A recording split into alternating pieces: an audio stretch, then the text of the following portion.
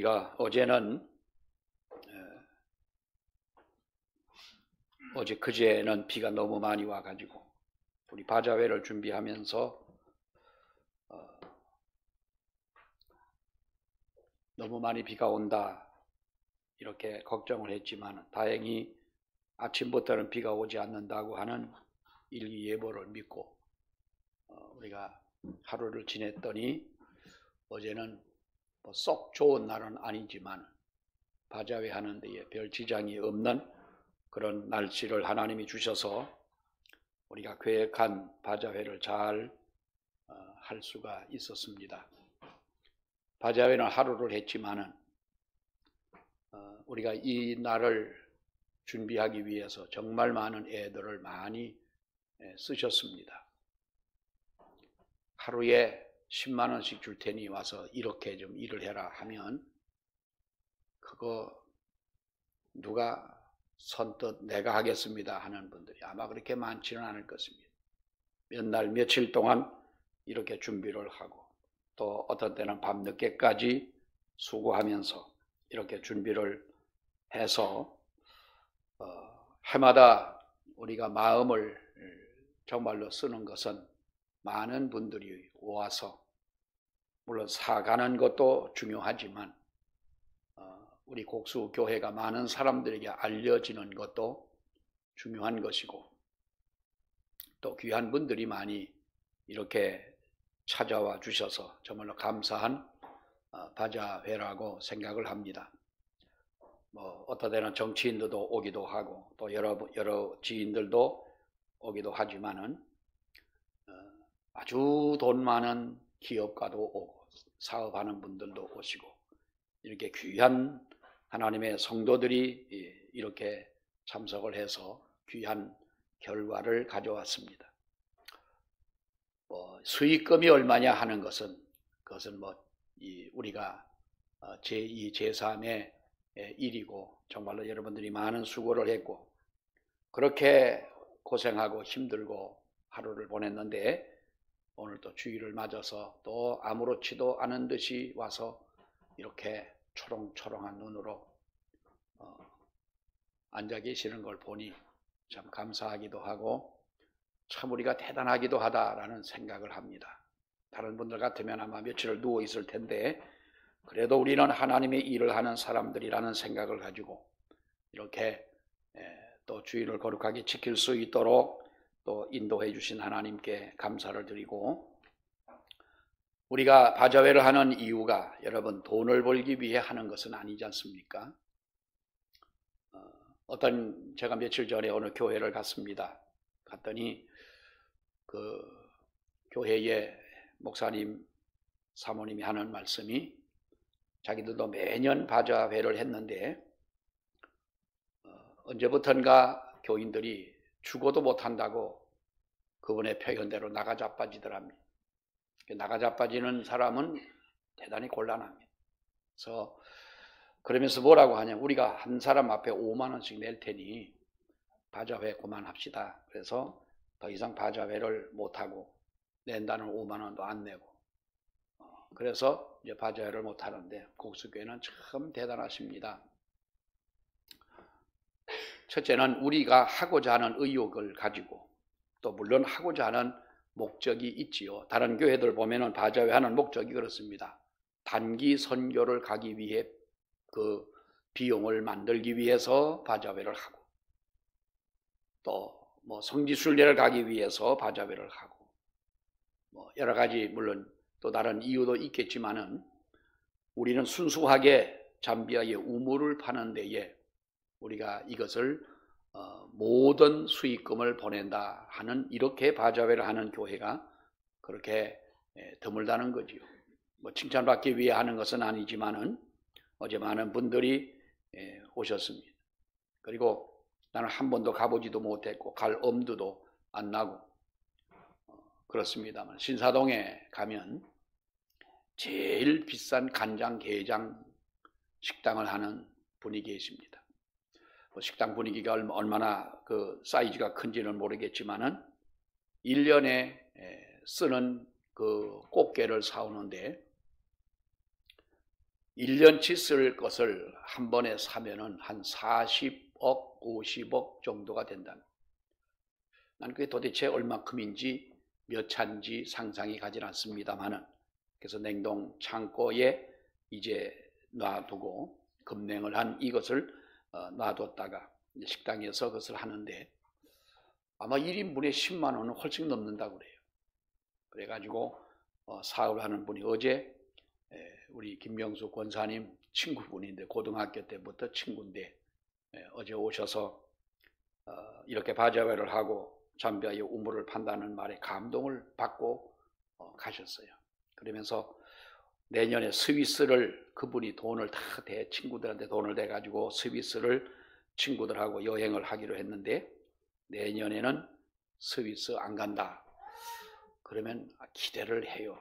그러면 그분들이 도대체 어떻게 할까?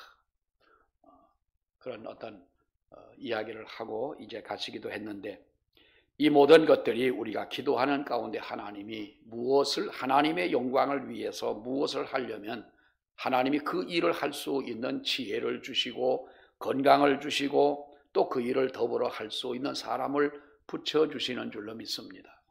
우리가 참 지나면서 그래도 믿음으로 하는 일이지만은 우리가 인간이 하는 일이라 정말 감사하고 대단하다라고 하는 이 생각을 합니다만은, 한편으로 보면은 우리는 이것을 하기 위해, 여러분, 돈 벌기 위해 하는 것은 아니잖아요. 돈 벌자면 옷 하나에 1,000원 팔아가지고 뭐 하겠어요? 가만히 계산을 해보니까 100개를 팔아야 10만 원인 거예요. 인건비하고 뭐하고 따지면 남을 것이 없는 거예요. 그래서 그래도 이렇게 교회를 한 번도 오지 않던 분들이 교회를 오시게 되고, 또 알게 모르게 우리가 많은 분들이 이렇게 지나다니면서 또 앞에 카페도 있고 하니까 우리 교회를 들리고 관심을 가지고 하는 일에 대해서 또 공감을 하고 우리가 하는 모든 일에 또 같이 감사하고 하는 그 마음이 너무나 감사한 일인데, 우리가 이 일을 해야 하는 이유가 무엇이냐라는 거죠. 한 번도 여러분 가보지 못한 우리 아프리카, 잠비아 아니겠습니까? 개인적으로야 아프리카를 갔다 오신 분이 계시겠지만은 우리가 수년 동안 이렇게 하면서 도대체 어떻게 이 우물이 파지고, 우물이 파진 곳이 어디며, 또 그저께 와가지고 우리 그 김진성 목사가 잠비아 우물 7개를 파고, 올해 가서 7개를 파고, 또 누가 후원을 해가지고 2개를 더 지금 파고 진행 중에 있는데, 한 해에 우물을 9개를 열흘 동안에 판다고 하는 것은 불가능한 일이지만, 그렇게 우리가 일할 수 있는 것, 이 모든 것들이 하나님의 은혜이고, 그리고 그곳에 하나님의 귀한 사랑과 정말로 하나님의 복음이 흘러가도록 하기 위한 우리의 목적이 아니라면, 여러분, 단순히 우리가 우물 파는 그 일이 우리의 꿈은 아니지 않느냐. 물론 그 썩은 물을 먹으면서 있는 그 어린아이들, 우리가 들었습니다만 어린아이들의 한 40%는 5살을 살지 못하고 죽는다고 하는 그것을 볼 때에 얼마나 여러분 우리가 안타까운 일이겠습니까마는, 그러나 그곳에 샘물을 파고 그곳에 우리의 사랑을 전해주고 그곳에 사랑과 더불어서 하나님의 복음이 전파가 되어지는 이것이, 이 꿈이 있고 이러한 계획 속에서 이 꿈이 이루어질 때에 이것은 바로 우리가 멀리 있지만은 하나님의 나라를 확장해가는 그 사업이 아닐 수가 없고, 우리는 또한 예수 그리스도의 제자로서 하나님의 성도로 우리의 귀한 사명을 다하는 이런 좋은 일이 아닐 수가 없다는 것입니다. 사랑하는 여러분, 성경은 우리에게 말씀해 주고 있습니다. 세상에서 우리가 가장 값진 일이 무엇이냐? 세상에서 가장 보람된 일이 무엇이냐? 우리가 평생을 살고 내가 정말로 이렇게 살아왔다고 자랑할 수 있는 일이 무엇이냐라고 하는 겁니다. 손자, 손녀 자랑거리는 참 많습니다. 우리 손자들도 보면 요즘에는 이제 지금까지 막내, 셋째가 7살인데 그럼 그렇게 귀엽고 좋긴 좋은데 너무 말썽을 많이 피우고. 어제도 쌀을 쏟아놨다고 그래 우리 집사람과 쌀 치우고, 물 쏟아놨다고 그래서 물 치우고, 화장실 들어가지 말라고 무슨 테이프로 이렇게 문을 다 안에 가서 그 짓을 하고 있는 거예요. 그래도 손자 자랑거리는 왜 그렇게 많은지 모르겠어요. 근데 여러분이 지금 여기 나와서 나는 정말로 내가 인생을 살아오면 나는 이것을 자랑할 수 있다고 한다면 우리는 무엇을 자랑하겠느냐는 거예요. 자기가 가진 최고의 것, 자기가 경험한 최고의 것들, 남들이 경험하지 못한 그러한 일들, 정말로 모든 사람의 마음에 감동을 주고 다른 사람을 깜짝 놀라게 할 수 있는 바로 그런 자랑거리가 과연 우리에게 무엇이냐? 오늘 성경은 우리에게 말씀해 주고 있습니다. 우리 예수님이 십자가에 돌아가시고 사흘 만에 부활하시고 40일 동안 제자들과 함께 계시면서 십자가에 못 박히기 전과 같이 하나님의 복음을 전하시고 이렇게 역사하시다가 마지막 주님이 구름 타고 하늘나라로 올라가시기 전에 제자들에게 하신 말씀이 무엇입니까? 제자들이 그럽니다. 내가 십자가에 못 박혀야 하리라 할 때에 어떻게 주님에게 그런 일이 있을 수가 있습니까? 절대로 그런 일은 우리 선생님에게 있을 수 없습니다라고 했던 사람. 그러나 예수님이 십자가에 죽고 난 후에 사흘 만에 부활하신 예수를 만나고 나서 그들은 과거에 예수님이 하셨던 말씀을 기억한 거지요. 이분은 하나님의 아들이시다. 이분은 정말로 우리의 구세주시다.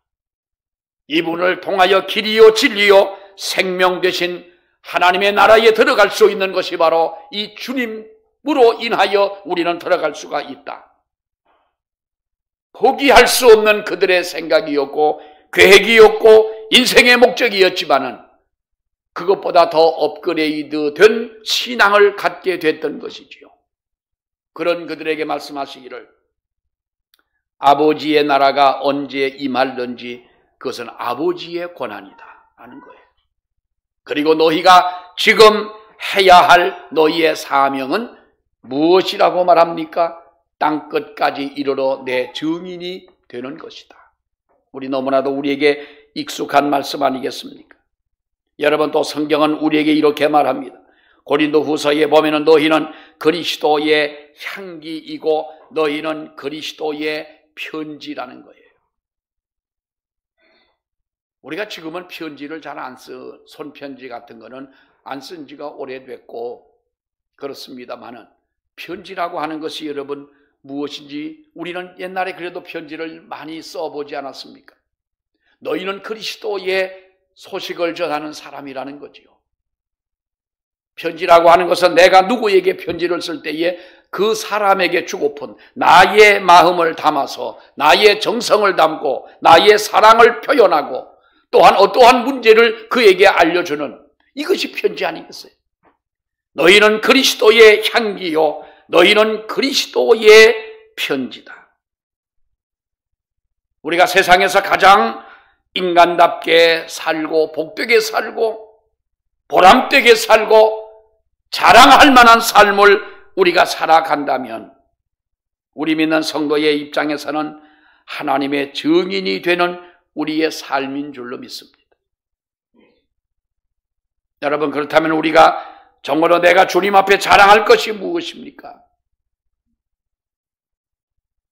사람은요, 남들이 가지고 있는 것 내가 자랑하지 않습니다.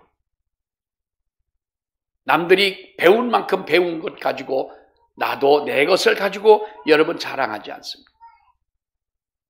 남들이 알지 못하는, 남들이 갖지 못한, 만약에 자랑한다면 남들이 경험하지 못한 것들, 그러한 것들을 우리는 자랑하고 드러내기를 기뻐하고 이것이 우리의 인간의 마음인데 사랑하는 여러분, 우리가 진실로 복된 삶을 살고 보람된 삶을 살고 자랑할 만한 그러한 우리가 인생을 살아가는 하나님의 증인으로서의 삶을 우리가 살아간다면 우리는 오늘도 예수님을 자랑하고 내일도 예수를 자랑하는 그러한 우리의 삶이 되어야 한다는 겁니다.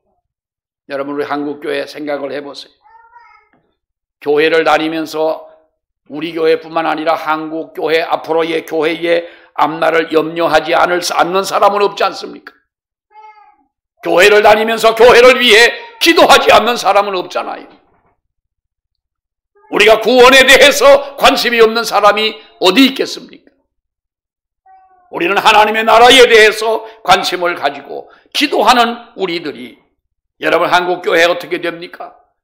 정말로 목숨 바치고 순교하고 피를 흘리고 땀을 흘리고 했던 개척 1세대가 다 물러가지 않았습니까? 고난을 견디면서 살아왔던 제2세대도 여러분 물러가잖아요. 3세대부터의 우리 신앙생활을 하는 우리들이, 어쩌면 우리의 선배도 될 수 있고 우리들도 될 수가 있습니다만은, 여러분, 제3세대는 어떤 세대입니까? 어쩌면 자기만을 아는 이루한 풍습을 가지고 살아가는 세대요. 우리들의 후손들은 어떤 세대입니까? 이들이야말로 과거의 은혜를 모르는 세대들이 아니겠어요? 그렇다면 여러분, 이스라엘 백성들을 여러분 보세요. 애굽에서부터 하나님이 능력을 행하시던 10가지의 재앙, 그것을 이스라엘 백성들은 체험하잖아요. 그리고 어떻게 됩니까? 애굽을 나오면서 홍해가 갈라지는 그 기적을 체험을 합니다. 먹을 것이 없는 광야에서 만나가 내리고 메추라기를 떨어뜨리고 반석에서 물이 나오고 그들이 걸어가는 마다 하나님이 동행하시는 그 증거를 구름 기둥, 불 기둥으로 보여주는, 그것을 체험했던 그 모든 신앙의 선배들이 다 세상을 떠나고 난 후에 제2세대들로 구성된 이스라엘 백성이 가나안을 들어가게 되는데, 그것이 문제라는 거예요. 지난날 과거의 은혜를 몰라요. 과거의 하나님의 그 기적을 모르는 거예요. 하나님이 도우셨던 그 모든 역사를 그들은 모르는 사람들이 요단강을 건너고 가나안을 들어간다고 할 때에 여호수아의 마음에는 근심이 있는 거예요. 하나님을 알지 못하는, 체험하지 못한 저 사람들이 가나안을 들어간다면 어떻게 되겠냐? 고민할 때 하나님은 뭐라고 말씀합니까? 내가 모세와 함께 있던 것처럼 너와 함께 할 것이니 너는 두려워하지 마라. 하나님이 그를 위로해 주셨어요. 그러나 문제는 하나님의 역사하심을 체험하지 못한 바로 그 세대가 가나안을 들어갔을 때, 여러분 보세요. 가나안에 들어가서 역사를 보게 되면 400년 동안 예루살렘은 이방 백성들에게 남겨둔 채 그들은 사이드로 살았던 거 아닙니까? 이것이 은혜를 모르는 사람들의 행하는 행함이에요. 지난날 뜨거웠던 하나님의 그 은혜, 뜨겁게 기도하던 우리의 신앙의 체험, 정말로 하나님의 기적 같은 놀라운 역사가 있었던 그 은혜를 모르는 세대가 이 한국 교회의 주역으로 남아 있을 때, 여러분 한번 고민해 보셨습니까? 한번 여러분 걱정해 보신 적이 있습니까? 이것은 그러한 시대가 오기 전에 우리는 먼저 믿는 우리들이 따라오는 후배들을 위해서 우리 신앙의 진정한 그 모습을 남겨주지 못한다면, 여러분, 이것은 우리의 책임이고, 하나님 나라에 하나님 앞에서 우리가 분명히 이것은 추궁받아야 할 그 일이 아니겠느냐. 그래서 성경은 너만 잘 믿고 너만 잘 살고 너만 잘 먹고 살다가 오너라 하지 않습니다. 그래서 하나님은 너희는 세상의 빛이요, 너희는 세상의 향기요, 너희는 세상의 소금이요, 너희는 그리스도의 편지로 살아가라는 거예요. 향기가 나지 않는 꽃이라 할 수 있겠습니까? 전달되지 않는 편지가, 수북히 쌓아놓은 그 편지가, 여러분, 그것이 편지라고 할 수가 있겠습니까? 아무리 아름다운 가사를 가지고 작곡을 해서 놓았다 할지라도 부르지 않는 그 노래를 우리는 노래라고 하지 않습니다. 우리의 가슴이 뜨겁고 내가 알고 있는 많은 지식을 가지고 있고 하나님의 나라에 대한 비밀을 안다 할지라도 나에게서 예수 그리스도의 향기가 나지 않는다면 이것이 진정한 그리스도인이라고 할 수가 있고, 내가 누군가에게 이 소식을 전하지 않는다면 그리스도의 편지의 역할을 다했다고 할 수가 있겠어요? 옛날에 우리가 잘 아는 김동길 교수가 쓴 책 중에 내가 부르다 죽을 노래여라는 책이 있습니다. 읽어보신 분도 계시겠습니다만, 그 김동길 교수가 쓴 내가 부르다 죽을 노래여 하는 그 말은, 물론 그는 학자였고 연세대 부총장까지도 지내신 분이었고 또 우리에게 유명한 아주 철학적인 강의를 많이 들려주신 분입니다만, 그분이 신앙으로 살아온 자기의 삶을 이야기하는 그 내용이 그 책 속에 있었어요. 내가 부르다 죽을 노래요. 주님을 죽을 때까지 나는 주님을 부르겠다라고 하는 신앙적인 어떤 고백이기도 한 그 말씀이었는데, 우리는 사랑하는 여러분, 이렇게 우리가 살아가야 될 줄로 믿습니다. 나 홀로 축복을 바라는 이기적이고 개인주의에 젖은 신앙생활을 하고 있는 그러한 신앙은 본인에게도 복이 되지 못하고 하나님의 교회에도, 교회 성장에도 여러분 보탬이 되지 못한 신앙인 것입니다.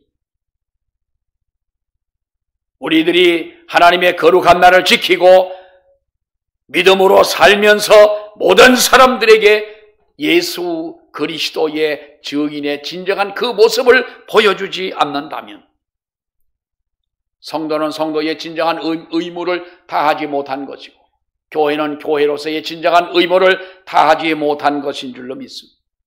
교회의 의무는 우리가 세 가지입니다. 첫째는 철저히 하나님 앞에 예배를 드리자는 거지요.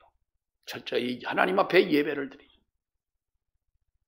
예배라고 하는 것이 여러분 뭡니까? 말씀을 듣고 말씀을 묵상하고 하나님을 찬양하고 우리가 하나님 앞에 기도하고 하나님 앞에 예물도 드리고 우리가 성례를 행하고 하나님의 축복을 받는 이러한 예배를 의무화하는 우리 성도들이 되어져야 한다는 거예요. 성도의 생명력이 뭐예요, 여러분? 예배 아닙니까?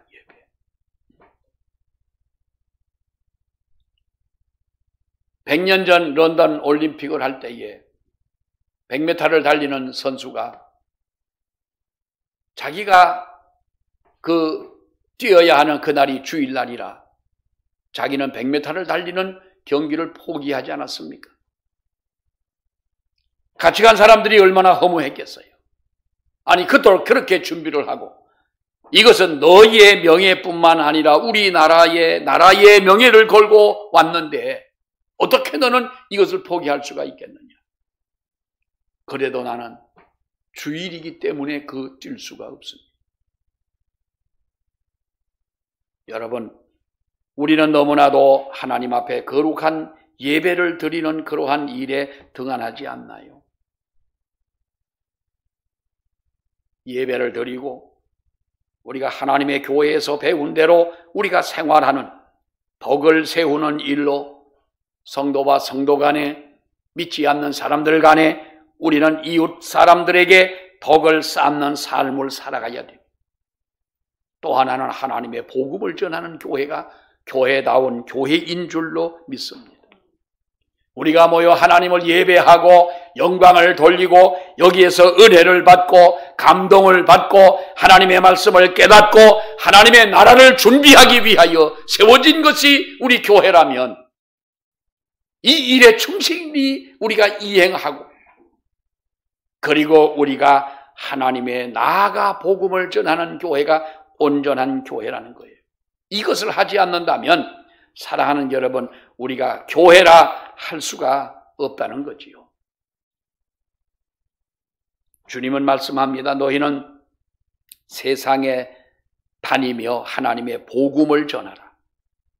예수님도 말씀하시기를 우리가 다른 가까운 마을로 가자. 거기서도 전도하리니 우리가 이것을 위하여 내가 왔다는 것 아닙니까? 사랑하는 여러분, 전도라고 하는 것은 우리가 하나님의 성령 받은 증거인 줄로 믿습니다. 아무나 할 수가 없는 거예요. 여러분, 우리가 노래를 부를 때에도 노래는 아무나 노래를 부를 수는 있습니다. 어떤 때 그럽니다. 무슨 오디션 프로에 나온 어떤 분이 우리가 들어볼 때는 다 노래를 잘하는 분들 아닙니까?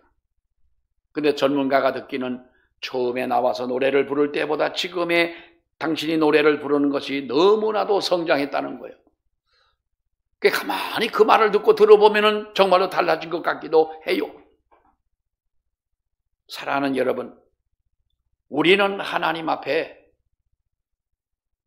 진정 하나님의 은혜를 받고 하나님의 성령의 충만함을 받고 우리가 날마다 하나님의 거룩한 말씀 속에 새로워지는 이러한 삶을 살아가는 그 증거가 무엇이냐?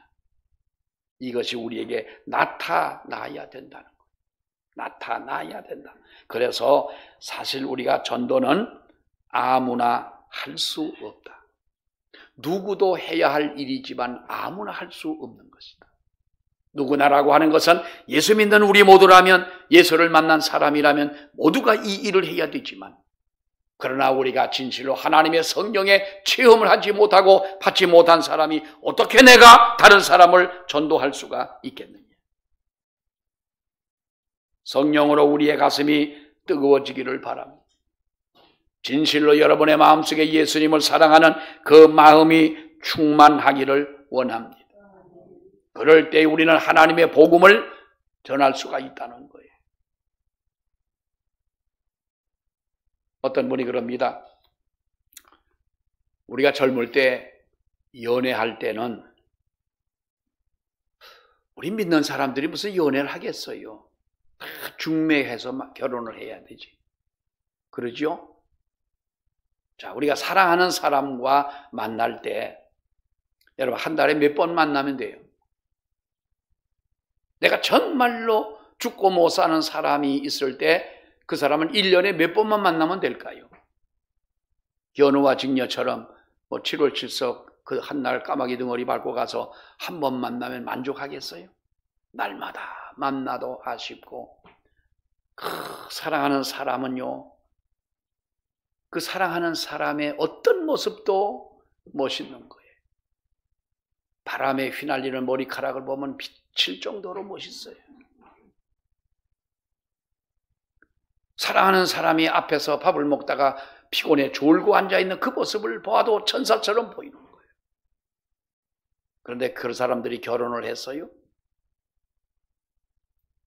신랑이 외출을 나가가지고, 외출이 아니라 출장을 가서 저 멀리 가는데 집에서 아내가 손꼽아 기다려야 할 텐데 10주년 살다 보니까 이놈의 남편이 돌아올 날이 가까울수록 스트레스를 받는다는 거예요. 옛날에 사랑하는 사람은 같이 다니기를 원하고 손잡고 나가기를 원하고 떨어지기를 싫어했지만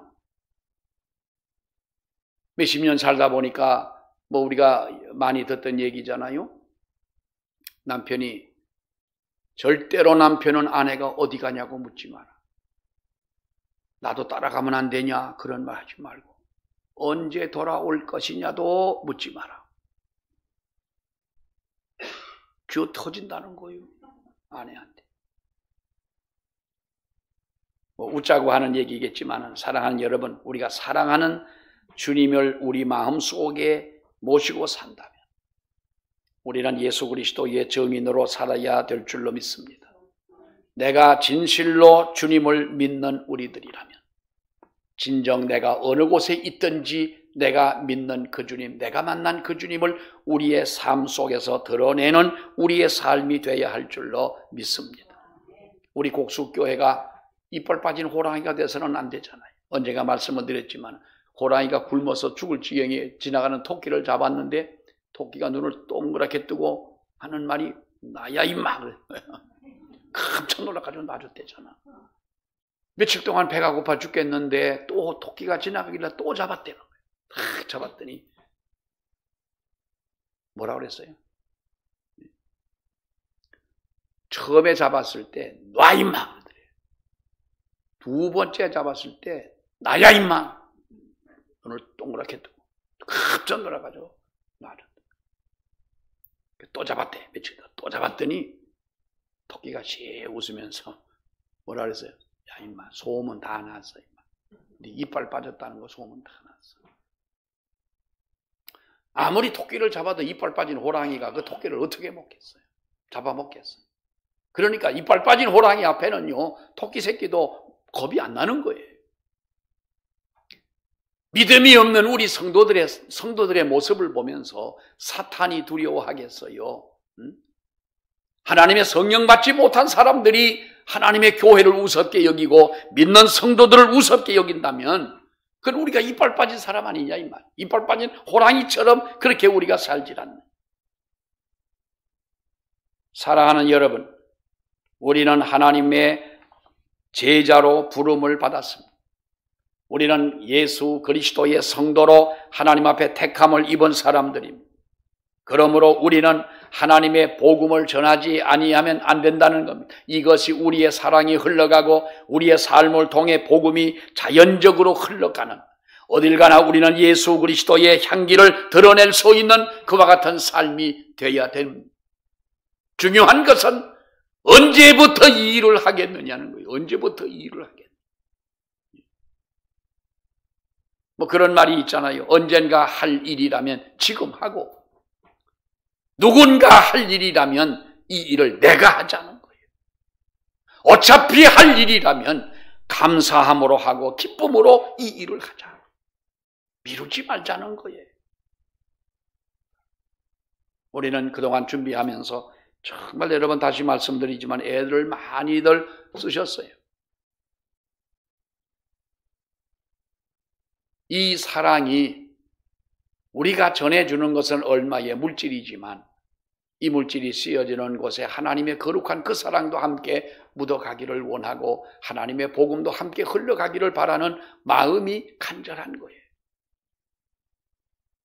이것을 우리가 한 행사가 끝났다라고 생각하지 마시고 우리는 평소에 살아가는 우리의 삶 속에서 정말로 하나님의 그 고난, 하나님이 이루시고자 하는 구원의 역사를 우리의 사명을 다할 때 아름답게 이루어져 가는 그 일들이, 그 역사가, 하나님의 그 계획이 우리 삶 속에서 아름답게 이루어지기를 원합니다.